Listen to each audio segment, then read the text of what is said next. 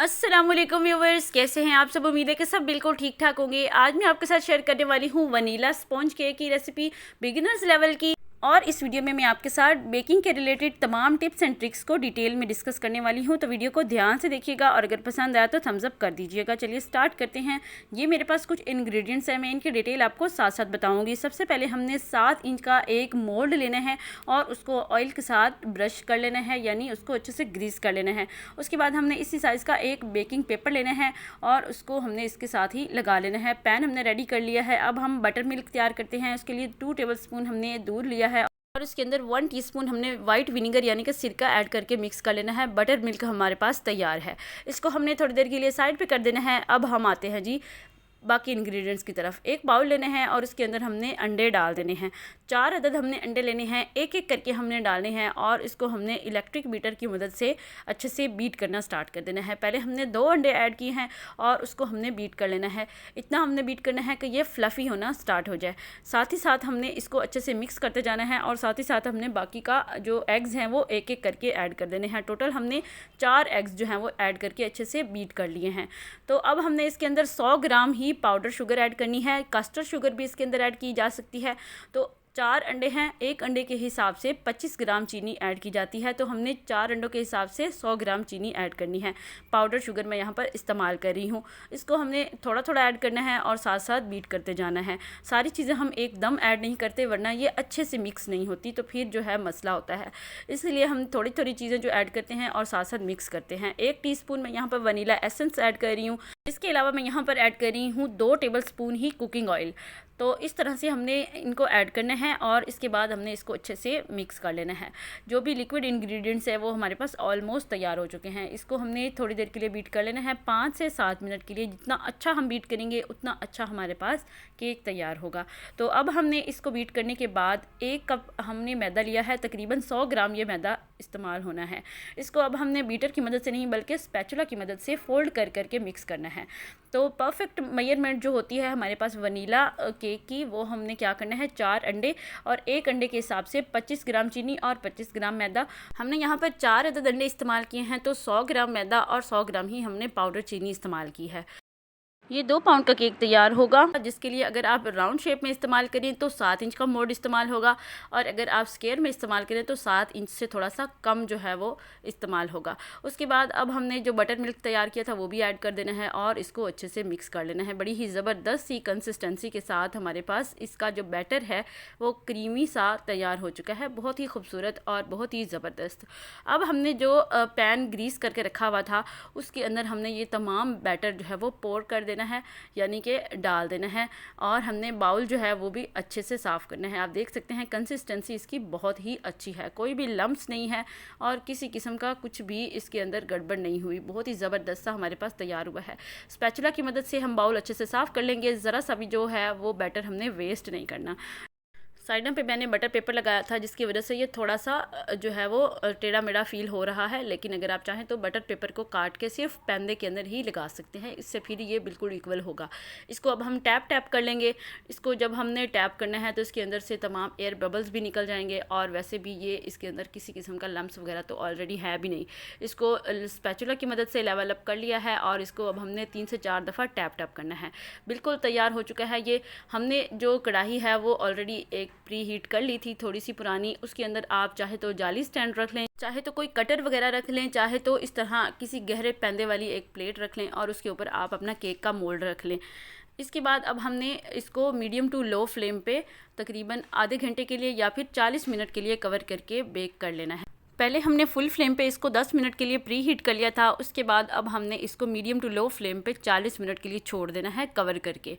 सबसे important tip ये है कि इसको अब हमने 40 से 45 मिनट तक खोल खोल के देखना नहीं है कि ये तैयार हुआ है या नहीं हुआ। अगर आप ग्लास के ढक्कन वाली कोई कढ़ाई इस्तेमाल करते हैं तो बेस्ट है, ताकि हमें ऊपर से ही नज़र आता रहे कि ये तैयार हुआ है कि नहीं। तकरीबन पौने घंटे के बाद आप देख लें कि ये कुक हुआ है कि नहीं, कोई स्टिक ऐड करके, और फिर इसको आप निकाल लें।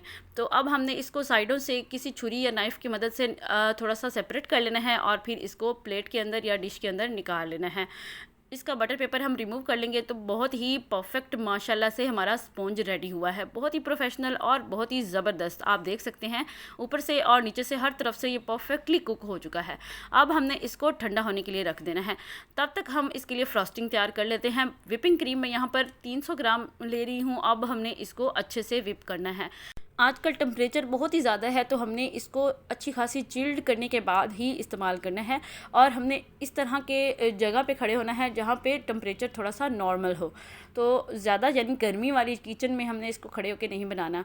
4 टेबलस्पून मैं यहाँ पे पाउडर शुगर ऐड कर रही हूँ, वरना ऑलरेडी भी ये जो क्रीम है थोड़ी सी मीठी मीठी ही होती है, बड़ी ज़बरदस्त सी। इसको हमने अच्छे से विप करना है। जितना ज़्यादा हम इसको विप करेंगे उतनी ही ये अच्छी तरीके से ये जो है वो स्टे करेगी केक के ऊपर और अच्छे से बैठेगी। तकरीबन 15 मिनट के लिए हमने इसको अच्छे से बीट कर लेना है। अच्छे से हमने इसको विप करने के बाद इसके अंदर हमने यहाँ पर ऐड करना है 1/2 टीस्पून वनीला एसेंस और इसके बाद हमने इसको दोबारा से मिक्स करना है। अच्छे से क्रीम के विप होने की निशानी ये है कि जब आप बीटर या चम्मच को उठाएं तो जितनी भी विप्ड क्रीम इसके साथ अटैच है वो उसके साथ ही स्टिक रहेगी, बिल्कुल भी गिरेगी नहीं। और इसका आपने टेम्परेचर का बहुत ज़्यादा ख्याल रखना है।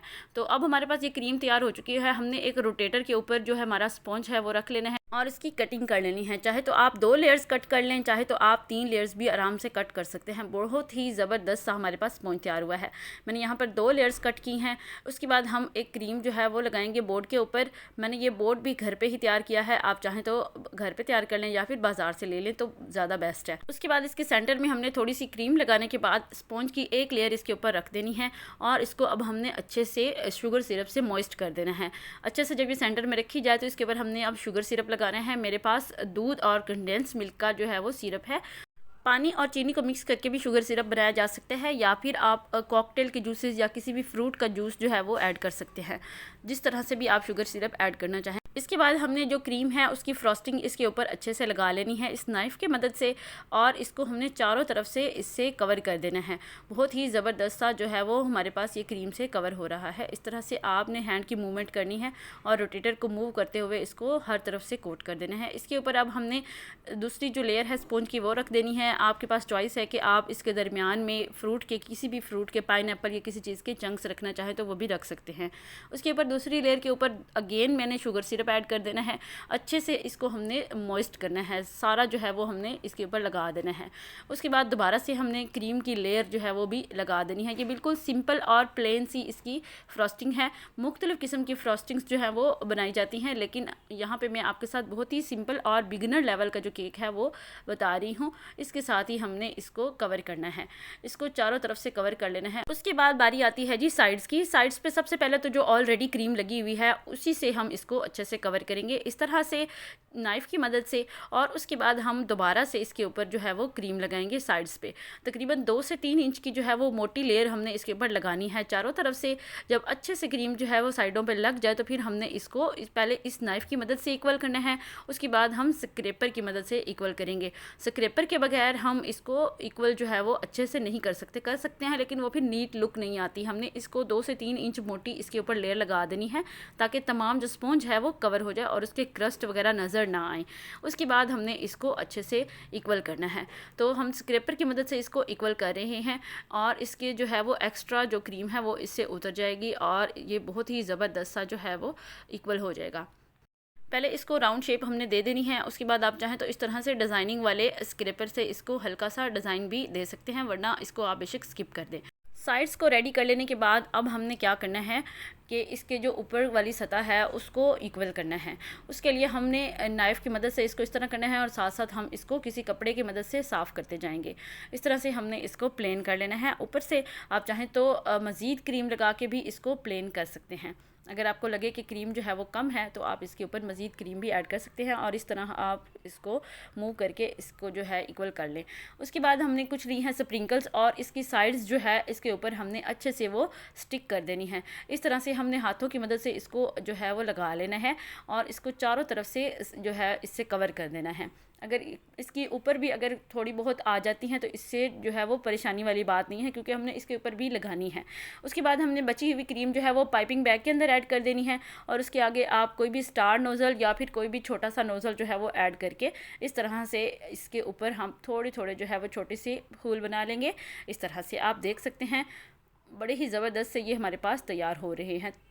ये तमाम काम करते हुए आपने सिर्फ टेम्परेचर का बहुत ज़्यादा ख्याल रखना है, क्योंकि आजकल बहुत ज़्यादा गर्मी है और किचन में तो और ज़्यादा गर्मी होती है। तो आपने ये इस जगह खड़े होने हैं जहाँ पे आपके पास जो है वो नॉर्मल सा टेम्परेचर हो या नॉर्मल से थोड़ा सा अच्छा टेम्परेचर हो। इसके ऊपर हमने दोबारा से स्प्रिंकल्स जो हैं वो ऐड कर लेनी है। चाहे तो यहाँ तक हमारे पास ये केक तैयार हो चुका है। अगर आप चाहें तो बच्चों के लिए मज़ीद अट्रैक्टिव बनाने के लिए इसके दरमियान में आप बंटीज़ भी रख सकते हैं। तो ये हमारे पास बहुत ही ज़बरदस्त सा वनीला केक तैयार हो चुका है, बच्चों के लिए स्पेशल, और बहुत ही ज़बरदस्त इसकी लुक आई है। इसको 2 घंटे के लिए फ्रिज में रखें और फिर आप इसको इस्तेमाल करें। आई होप कि आपको ये रेसिपी बहुत अच्छी लगी होगी। अगर आपको पसंद आई है तो वीडियो को लाइक करके दोस्तों के साथ शेयर करें और प्यारा सा कमेंट करना बिल्कुल नहीं भूलिएगा। ये आपकी तरफ से मोटिवेशन भी होती है और अप्रिसिएशन भी। मिलते हैं नेक्स्ट वीडियो में, तब तक के लिए अपना बहुत ज़्यादा ख्याल रखिएगा और दुआ में याद रखिएगा। अल्लाह हाफिज़।